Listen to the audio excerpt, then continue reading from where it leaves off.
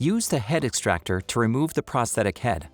Axial hammer strokes along the handle of the exterior will separate the prosthesis head from the stem.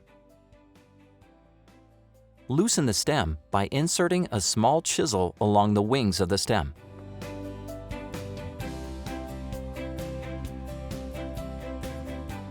Pull off the stem with the positioner and hammer strokes on the underside of the positioner handle. In order to facilitate detachment of the glenoid, the following procedure can be applied. Align the matching glenoid Vitamist template over the implanted glenoid component. Drill out the center of the implant pegs to a depth of 15 millimeters, starting with a 2.5 millimeter drill bit.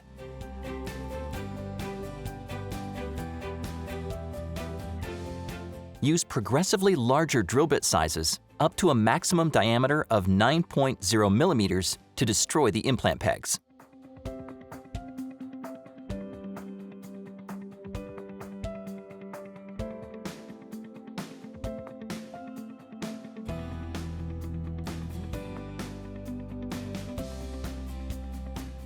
Be sure to remove all implant debris, including both implant contrast markers at the medial tip of the implant pegs.